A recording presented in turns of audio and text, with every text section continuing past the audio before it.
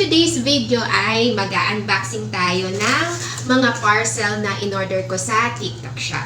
Meron akong tatlong parcel dito na matagal nang dumating, last week pa. Kaso hindi ko na-open kasi nga masyado akong busy ngayon sa store. Alam niyo na, Christmas, so marami yung mga customers namin ngayon. So yun na muna yung priority ko. And ngayon lang ako nagkaroon ng time na i-unbox to. Kasi nga guys, kailangan ko na siyang balutin. Kasi itong mga in-order ko sa TikTok Shop, actually sa affiliate store ko sa TikTok Shop ko na to in-order. Para at least, di ba, may profit ako. And then, itong mga orders kong ito ay ireregalo ko sa mga katrabaho ko. Meron akong regaluhan na yung nabunot ko sa Christmas party at yung iba regalo ko kasi syempre mabait sila sa akin. So yung mga ibang staff kasi namin is talagang kariga-regalo naman. Although minsan lang ako pumunta sa branch nila, nakikita ko na sobrang mabait nila. Kaya naisip ko yung mga mabait ay regaluhan ko, bigyan ko ng surprise gift sa Christmas party. So meron akong tatlong branches na attenda ng Christmas party. Kaya nag-ready ako ng mga gift sa kanila. So, itong mga orders kong ito sa TikTok Shop ay, ang tatlo dito ay panregalo ko. And syempre, yung isa para sa akin. So, ang unang parcel na i-open natin ay galing sa, baliktad, Fairy Skin. So, ito ay yung sunscreen na in-order ko. Nabasa ko kasi, i-open ko na habang nagkukwento ako. Nabasa ko kasi sa TikTok, ang gaganda ng reviews nitong sunscreen na to ng Fairy Skin. At may gift pa siya sa akin, na scrunchies. So, may regalo siya sa akin. At least may magagamit ako. And, ang ganda, Although makapal yung buhok ko, hindi ko alam kung kasya or babagay. Diba? May pangtali ako sa buhok. Pero, in this video, hindi ko tatalian yung buhok ko. Ipapakita ko sa inyo yung makapal at mahabang buhok ko because of Human Nature Aloe Vera Shampoo and Aloe Vera Conditioner. So, yun. Di ko maipakita sa inyo yung bottle na ginagamit ko ng Human Nature Shampoo. Pero yun talaga yung palagi kong ginagamit sa hair ko. So, unahin natin itong Fairy Skin Sunscreen. Titignan natin kung anong itsura niya.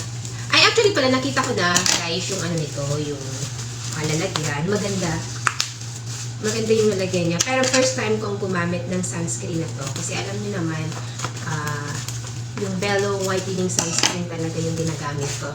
Ito siya, Ito yung ginagamit ko talagang sunscreen. Pero dahil sa ang ganda ng review ng sunscreen na to, nabudol ako guys, nabudol. So, ito na siya. Actually, dalawa to. Kasi itong isa ay ireregalo ko dun sa isang staff namin sa Polangi branch. Kasi nag-rejuvenating set siya. And nakita ko yung sunscreen ng rejuvenating set niya is ito, Fairy Skin. So, sabi ko, regaluhan ko siya para kung sakaling maubos yung kanyang sunscreen, meron siyang magagamit ulit. So, i-open natin mga beshi itong sunscreen ng Fairy Skin. So, ito ay Fairy Skin Premium Tinted Sunscreen. Ano bang nangyayari sa akin? Pagod lang talaga ako.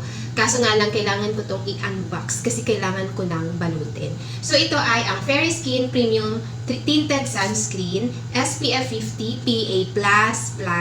So, 4 na protection. Apat na plus. So, maganda itong gamitin everyday. So, ito ang kanyang packaging. Masyado kasing maliwanag ang ilaw ko. Maputi masyado yung aming bulb. Pero okay lang yan. Yan daw talaga ang dapat na ilaw sa kwarto. Pero mamaya pag natulog ako, dim light na siya. So, ang ganda ng packaging niya. Ang cute niya, Yan siya So, ito ang Fairy Skin Premium Tinted Sunscreen. So, dalawa to. Yung isa para sa staff ko, regalo ko. And then, itong isa ay gagamitin ko. So, bukas ito na yung gagamitin ko. Ibabalik ko siya dito sa box. So, ito yung aking first parcel na dumating. So, na-receive ko siya in good condition at ang ganda ng packaging ng Fairy Skin Premium Tinted Sunscreen. So, ito na yung first parcel ko. Ang next parcel naman natin, naka-bubble wrap siya. Secured na secured talaga. Ayaw ni Fairy Skin na madamage yung parcel na ipapadala niya sa akin. And thank you pala, Fairy Skin, sa scrunchies and this one. Thank you sa gift. And ang second parcel natin ay galing sa Denim Fashion. So, Denim Fashion too. Ito ay pants. Pants talaga to kasi regalo ko ito sa nabunot kong staff. Kasi kasali ako sa Christmas party nila. Dalawang branches, yung kasali ako sa Christmas party and then yung isa is mag-MC ako sa kanilang Christmas party. Actually, yung tatlo mag-MC ako sa kanilang Christmas party. Pero sumali ako dun sa dalawang branches sa kanilang exchange gift. So, ang nabunod ko, ang request niya ay pants na high-waisted daw. So, in-order ko na siya dun sa affiliate store ko. Size 28. And pinili ko is black para magamit niya sa store. So, ito siya. Tatayo ako para makita nyo guys. Wait lang. So, ito yung pants. Yan. Size 28. Kaya medyo malaki to sa akin. Okay. So, color black. I hope na magustuhan niya to. And ang ano niya, ang brand niya is Jag.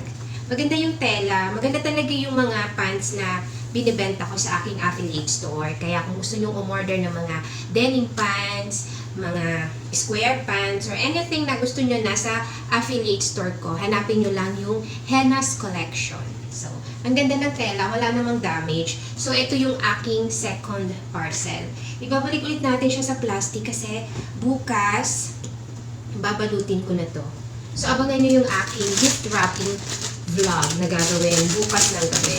And gabi ko lang yan guys talaga nagagawa yung pagbabalot, pag-box ng mga parcel. Actually, may mga parating pa akong parcel. Karamihan talaga nun is panregalo. So, saan ko ilalagay?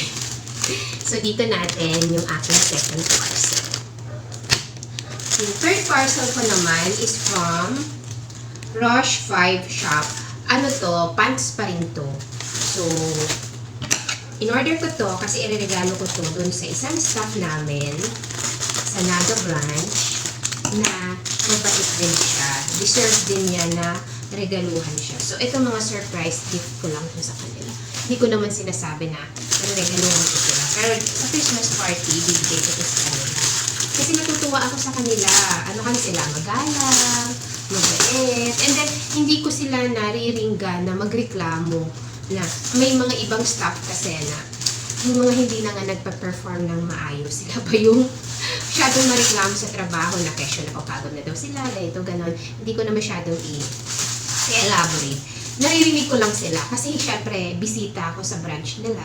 Hindi naman kasi ako yung store manager nila. Pero kinukwento ko minsan sa store manager nila yung mga naririnig ko na masyado silang maraming hinahanap sa company na which is, ang every company, hindi naman talaga siya perfect. May mga kasi employees na mahilig silang mag-compare ng mga company na halimbawa nagtatrabaho sila dito sa company nito and then kapag may nalaman silang kwento sa mga kaibigan nila na yung company nyo nagbibigay ng ganito, ng ganon, ikino-compare nila and parang kumbaga ina-underestimate nila yung company pinagtatrabahuan nila na kesyo hindi daw maraming benefits na binibigay.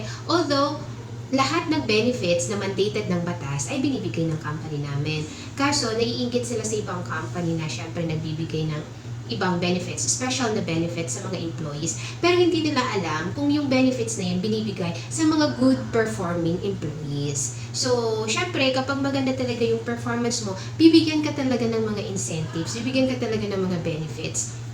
So, kagaya ko, every Christmas talaga, kung saan man ako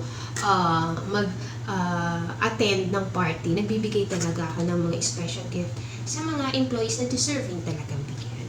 So, etong pants na to is denim blue, size 28 din ito.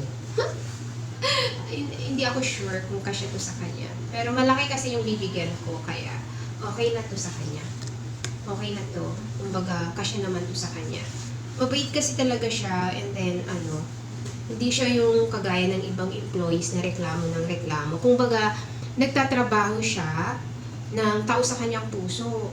And then take note ha, matagal na siya sa amin. So, deserve niya rin na regaluhan. Nangangat yung ilong ko dito sa amoy ng pants. So, ito yung tatlong parcel na dumating sa akin last week pa, and ngayon ko lang siya na-unbox.